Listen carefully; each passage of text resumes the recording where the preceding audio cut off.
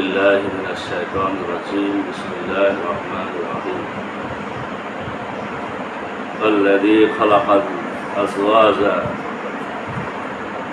كلها وجعل لكم من الفلك والأنعام ما تركبون আর যিনি অতাৎক্ষণিকভাবে সব ধরনের যুগল সৃষ্টি করেন এবং যিনি তোমাদের জন্য সৃষ্টি করেন এমন নৌযান ও চতুষ্পদ জন্তু যার উপর তোমরা আরোহণ করো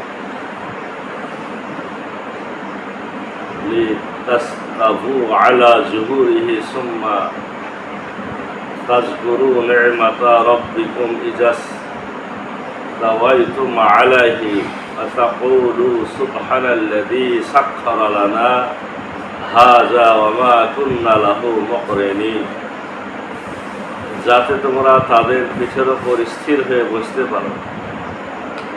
তারপর তোমাদের প্রতিপালকের অনুগ্রহ স্মরণ করো যখন তোমরা তার উপর স্থির হয়ে বসো এবং বলো, পবিত্র তিনি যিনি এদের আমাদের বশীভূত করে দিয়েছেন, যদিও আমরা এদেরকে আয়ত্তে আনতে সক্ষম ছিলাম না।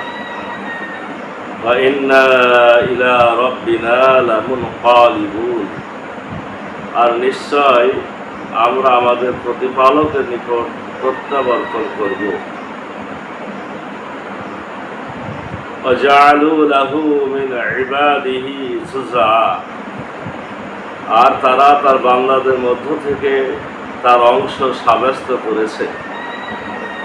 ইন্নাল ইনসানা লাকাফুরুম মুবিন, নিশ্চয় মানুষ স্পষ্টই অকৃতজ্ঞ।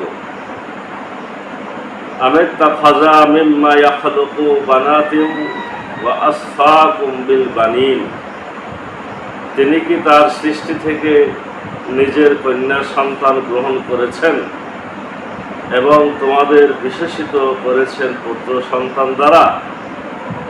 আইজা বুশশিরা আহাদুহুম বিমা দারাবা লির-রাহমানি মাসালান যাল্লা ওয়াজহুহু মুসওয়াদ্দান ওয়া হুয়া কাযীম, অথচ তাদের কাউকে যখন সেই কন্যা সন্তান জন্মগ্রহণের সুসংবাদ দেওয়া হয়, যাকে সে দয়াময়ের সন্তান বলে দৃষ্টান্ত দেয়, তখন তার মুখমণ্ডল কালো হয়ে যায় এবং সে দুশ্চিন্তাগ্রস্ত হয়ে পড়ে। আওয়ামাইয়ু নাসাউ ফিল হিলিয়াতি ওয়া হুয়া ফিল খিসামি গায়রু মুবিন, তবে কি যে কন্যা সন্তান অলঙ্কারের মধ্যে বেড়ে ওঠে এবং যে বিতর্কে স্পষ্টভাষী নয়, তাকে তারা আল্লাহর জন্য নির্ধারণ করে। আজাআলুল মালাইকাতাল্লাযীনা হুম ইবাদুর রাহমানি ইনাসা,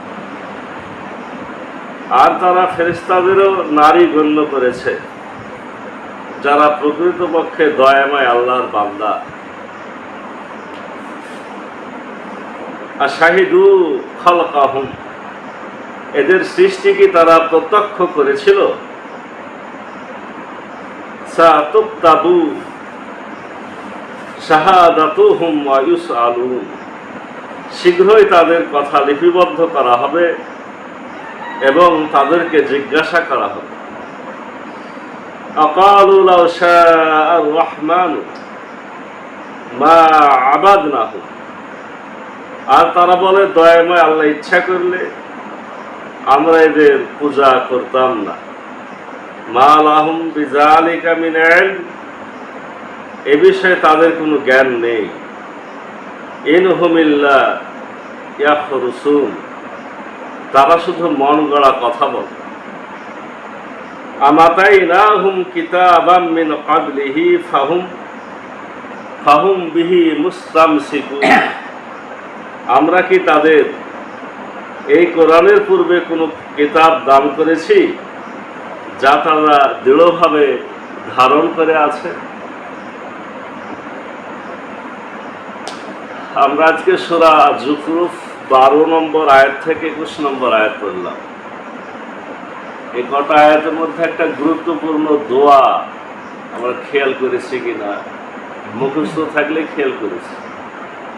সেটা হলো সুবহানাল্লাযী সাখখারা লানা হাযা আমা কুন্না লাহু মুকরিনিন ওয়া ইন্না ইলা রাব্বিনা লামুনকালিবুন। এটা হলো যানবাহনে চড়ার দোয়া। আমাদের দেশে একটা দোয়া খুব রাস্তাতে ট্রাকে বাসে লেখা আছে যে বিসমিল্লাহি মাজরিহা মুরসাহা ইন্না রাব্বিনা গফুরুর রহিম। এটা হলো শুধু জল যানে চড়ার দোয়া, পানির কিছুতে চড়ার জন্য ওই দোয়াটা।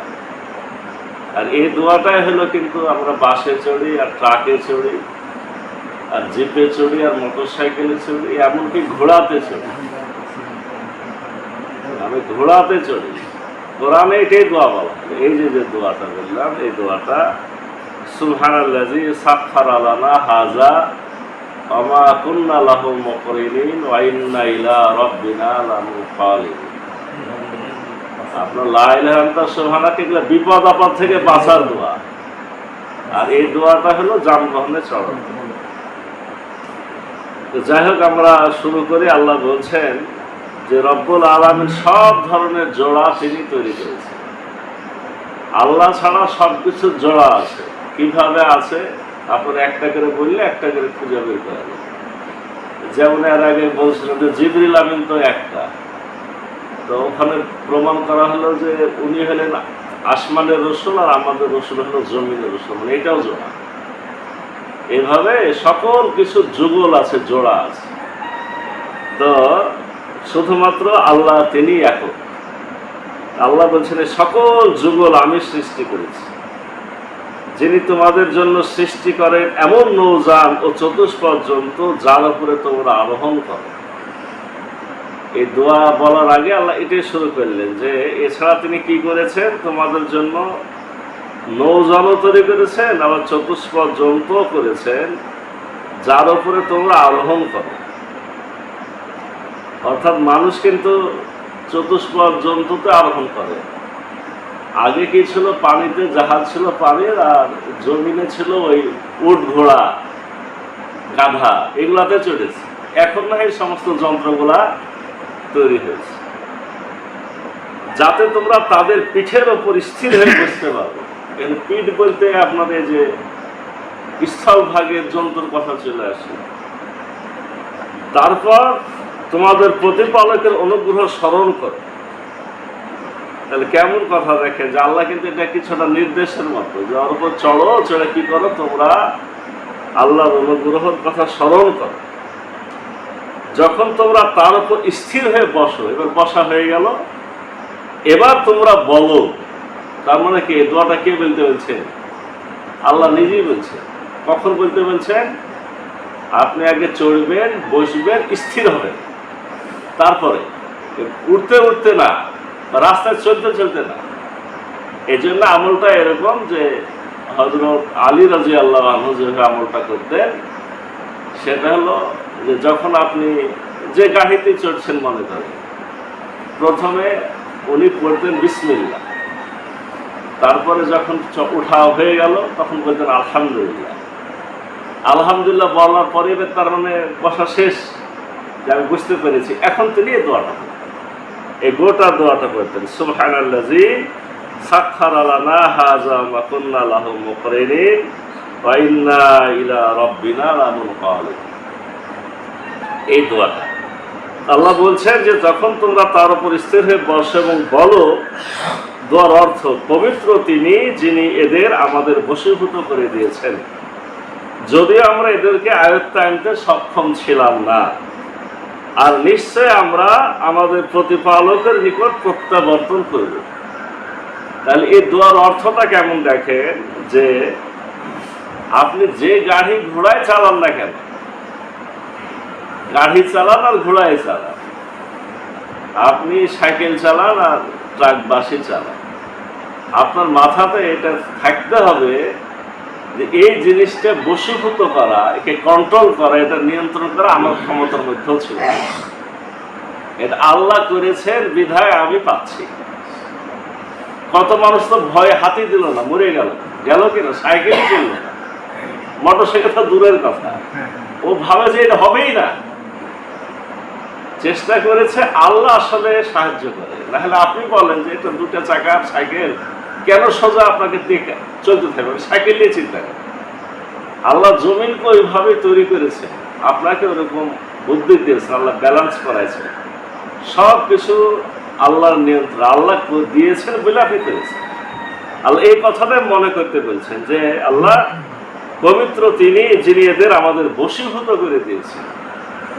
আর এটা যখন আপনি ওই উট ঘোড়ার দিকে চিন্তা করবেন, কেন দুনিয়াতে তো অনেক জন্তু ছিল, সবাইকে তো বশীভূত করা গেল না, কিন্তু আল্লাহ রাব্বুল আলামিন কিছু জিনিসকে একেবারে আপনার নিয়ন্ত্রণে দিয়েছে বলে আপনি সেগুলোতে চলতে পেরেছেন।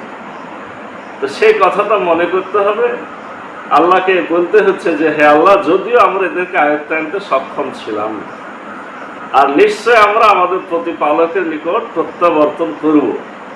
তাহলে এই দোয়াটা সরাসরি আল্লাহর শিক্ষা দেওয়ার যেহেতু দোয়া, আমরা চেষ্টা করবো সূরা যুখরুফ 13 এবং 14 নম্বর আয়াতের মধ্যে দোয়াটা আছে। আর তারা তার বান্দাদের মধ্য থেকে তার অংশ সাব্যস্ত করেছে, নিশ্চয় মানুষ স্পষ্টই অকৃতজ্ঞ। আল্লাহ বলছেন যে সেই মহান রব্বুল আলামিন তার বান্দাদের মধ্যে তার সন্তান তারা বানায় নিয়েছে। ওই যে আমরা বলি ঈসা নবীকে আল্লাহর ছেলে বলে, উজাইরকে ইহুদিরা আল্লাহর ছেলে বলে। আল্লাহ হচ্ছে আমারই তৈরি করা জিনিস, আর আমার তৈরি করা জিনিসকে তারা বানায় নিল যে তারা আমার সন্তান। তারা কত বড় আহাম্মুক! আল্লাহ আহাম্মুক না বলে বলছেন নিশ্চয় মানুষ স্পষ্ট অকৃতজ্ঞ। এরা আসলে কৃতজ্ঞ না, এরা অকৃতজ্ঞ।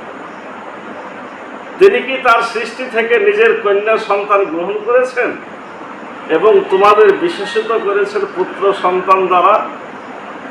যুগে যুগে আমি বাংলাদেশের হিন্দুদের থেকে শুরু করবেন যে বেশিরভাগ মূর্তি কিসের বলেন তো? এগুলো হলো নারী মূর্তি, মহিলা নারী মূর্তি। আপনি যাবেন যে কোনো জায়গাতে 99 ভাগ 90 ভাগ হলো নারী মূর্তি, 10 ভাগ বা 5 ভাগ হলো পুরুষ মূর্তি। মানে ওদের কথা যে নারীরা, মক্কাতেও একই অবস্থা, আমার 360টা মূর্তি ছিল, ওই বেশিরভাগই ছিল নারী। আর ওরা বলতো যে নারীরা হলো আল্লাহর কন্যা সন্তান, মানে এই ফেরেশতাদেরকে তারা আল্লাহর কন্যা সন্তান বলত। আবার পূজা করতো, সেগুলাকে তারা আল্লাহর সন্তান মনে করত। তাহলে আল্লাহ রাব্বুল আলামিন জবাবে বলছে যে আমার জন্য তোমরা মহিলা দিয়ে দিলে আর তোমাদের জন্য ছেলেগুলো রাখিলে, মানে নিজেদেরকে পুত্র সন্তান ছাড়া ভালো লাগে না, আর আমার জন্য মেয়েগুলাকে দিলে। অথচ তাদের কাউকে যখন সেই কন্যা সন্তান জন্মগ্রহণের সুসংবাদ দেওয়া হয়, যাকে সে দয়াময়ের সন্তান বলে দৃষ্টান্ত দেয়, তখন তার মুখমণ্ডল কালো হয়ে যায় এবং দুশ্চিন্তাগ্রস্ত হয়ে পড়ে। আমার জন্য কন্যা সন্তান নির্ধারণ করা, নিজেদের কন্যা সন্তানের মুখটা কালো হয়, চিন্তার ভাঁজ পড়ে যায়। এটা কাফের মুশরিকদের কাজ, মক্কার কাফের মুশরিকদের এটা হতো। কিন্তু আমরা বাংলাদেশের ভালো মুসলমান, তারা যদি একটার পর আর একটা একটা মেয়ে ছেলে হয়, কি চিন্তাতে মুখখান কালো হয় না? তার মানে আমাদের ইমানের মাত্রাটা কেমন তাও বুঝতে হবে। রব্বুল আলামিন বলছেন যে তাদের মুখটা কালো হয় ওই মেয়ের জন্য, আর আমাকে বলে যে আমার হয়েছে মেয়ে সন্তান। নাউজুবিল্লাহ। তবে কি যে কন্যা সন্তান অলঙ্কারের মধ্যে বেড়ে ওঠে এবং যে বিতর্ক স্পষ্ট ভাষী নয়, তাকে তারা আল্লাহর জন্য নির্ধারণ করে।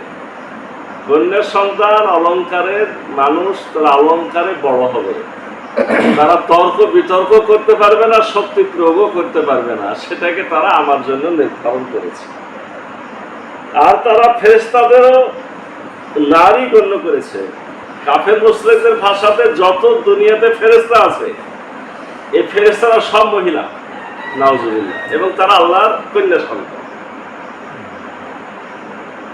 আল্লাহ বলছেন বরঞ্চ এরা হচ্ছে দয়াময় আল্লাহর বান্দা, এরা আল্লাহর সৃষ্টি বান্দা। আল্লাহ, তারা সবাই আল্লাহর দাস, তারা সবাই আল্লাহর গোলাম।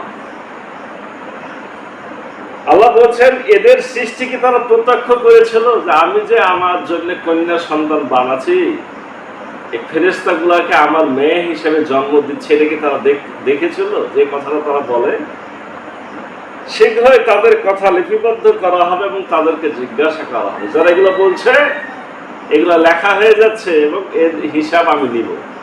তাদেরকে আমি কিয়ামতের মাঠে জিজ্ঞাসা করবো যে বলো, এই কন্যা কেন তোমরা বলছিলে আমার?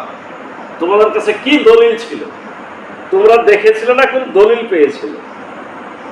আর তারা বলে, দয়ামে আল্লাহ ইচ্ছা করলে আমরা এদের পূজা করতাম না। এই কথাটা খেয়াল করেন, খুব গুরুত্বপূর্ণ কথা। আমাদের দেশের এই যারা বদমাশ যুক্তিবিদ, বিশেষ করে আমাদের তো আশেপাশে পীর ফকিররা থাকে, আল্লাহ নামাজ পড়াইছে তাই পড়ছি, আল্লাহ না পড়াইলে পড়বো না। যারা পড়ে না তারা ডাইরেক্ট বলবে যে আল্লাহ পড়াইলে তো আমি করে পড়বো। মানে সবকিছু আল্লাহর উপর দোষ চাপাবে এর এখতিয়ার আমাদের আছে, সুযোগ আছে। এর দুঃসাহস, এই কথাটা মুখে উচ্চারণ করাটা করা উচিত না। হ্যাঁ, সালাত পড়তে পেরে আলহামদুলিল্লাহ আল্লাহ তুমি পড়েছো, এটা ঠিক আছে। না পড়ে যে আল্লাহ আমাকে পড়ালো না, এই কথা বলার সুযোগ নাই। কেন নাই? আল্লাহ রাব্বুল আলামিন আপনাকে নামাজ পড়ার মতো, রুকু সেজদা করার মতো শরীর স্বাস্থ্য, মাজা বাঁকা করার মতো মাজা, সেজদা দেওয়ার মতো পরিবেশ আল্লাহ করে দিয়েছে। আল্লাহর কাজ আল্লাহ করে আল্লাহ তোমাকে বিবেকও দিয়ে দিয়েছে। তোমার বিবেক ব্যবহার করেই তোমাকে সালাতে আসতে হবে। আল্লাহর কাছে হ্যাঁ সাহায্য চাইতে হবে, আল্লাহ তুমি শক্তি দাও, সাহায্য করো। আল্লাহ আপনার ইচ্ছা ক্ষমতাটা দিয়েছে, আপনি যেতেও পারবেন, নাও যেতে পারবেন। না যে আপনি আল্লাহকে দোষ চাপাবেন, এরকম দুঃসাহস কেউ যদি করে তাকেও সাবধান করবেন। আর আমাদের মুখ দিয়ে যেন কোনো সময় না আসে। এই কথাটা আল্লাহ কোরআনে নিয়ে এসেছে। তারা বলে যে আল্লাহ ইচ্ছা করলে আমরা এদের পূজা করতাম না, আল্লাহ যদি না করে তো তাহলে পূজা করতাম না। আল্লাহ করেছে কেন? ভাবনা যে আল্লাহ ওনাকে পূজা করায় দিচ্ছে। এই বিষয়ে তাদের কোনো জ্ঞান নেই, তারা শুধু মন গড়া কথা বলে। এই সকল ব্যাপারেও তারা চিন্তা করে না, অথচ এই কথাগুলো তারা বানায় বানায় বলে যে সব দোষ আল্লাহ। তাহলে এরকম যদি শয়তানি চিন্তা আমাদের মধ্যেও চলে আসে, মনে করতে হবে যে এই জায়গা তাতে আমাদের জ্ঞানের অভাব আছে। আমি যে আল্লাহর দোষটা চাপাইলাম, তার মানে এই জায়গাতে আমাদের কি আছে? জ্ঞানের ঘাটতি আছে। এই কথাটা আল্লাহই বলছে যে এই বিষয়ে তাদের জ্ঞান নাই, এরা মন গড়া কথা বলে, এমনি এমনি কথা না বলে। আমরা কি তাদের ইহার অর্থাৎ কোরআনের পূর্বে কোনো কিতাব দান করেছি যা তারা দৃঢ়ভাবে ধারণ করে আছে? বলছি এই কথাগুলো তারা কেন বলছে যে এই কোরআন ছাড়া কি তাদের কাছে কোনো কিতাব আছে নাকি? ওই কিতাব পড়ে পড়ে কথাটা বলছে, তো কিতাবটা আমাকে দেখা। বিষয়টা আল্লাহ কিন্তু চ্যালেঞ্জ করেছে। তার মানে বোঝা গেল যে কোনো কিতাবে এরকম বিশেষ করে মূর্তি পূজা বা ফেরেশতারা আল্লাহ কন্যার সন্তান এরকম কথা কোথাও লেখা নাই, কোনো কিতাব এরকম নাই। এগুলা মুখে মুখে কথা। ও যে এর আগে কেটা চ্যালেঞ্জ করলো, তো ওই আপনার হিন্দুদের ওই কিতাবেও পূজা করতে হবে বা মাটির কিছুকে বানায় নাই, বা কোন সৃষ্টিকর্তার চেহারা রূপ দিতে হবে এটা নাই। কিন্তু এগুলা ওই পরে হয়তো আসবে। দলিল হলো কি, বাপ দাদারা করে এসেছে তাই করছে, এটাই দলিল। এছাড়া ভিন্ন কোনো দলিল নাই যে বাপ দাদারা কি ভুল ছিল, তারা করেছে তাই করছে, এই হলো দলিল। এই দলিল আমরাও দিই। আমাদের মধ্যে অনেক মানুষ উল্টাপাল্টা কাজ করে, কেন এরকম কাজ করো? আমার বাপ কি তোমার বাপের থেকে বেশি বুঝতো না? আমার বাপ করেছে, দাদা করেছে, আমি করেছি। এগুলোর নাম দলিল না। দলিল হবে আপনাকে কোরআন হাদিসে থাকলে দলিল, না হলে দলিল না। আল্লাহ রাব্বুল আলামিন আমাদের সঠিক বুঝদান করুক এবং সঠিকভাবে কোরআনের হেদায়েত গ্রহণ করে সে অনুযায়ী চলার তৌফিক দান করুন।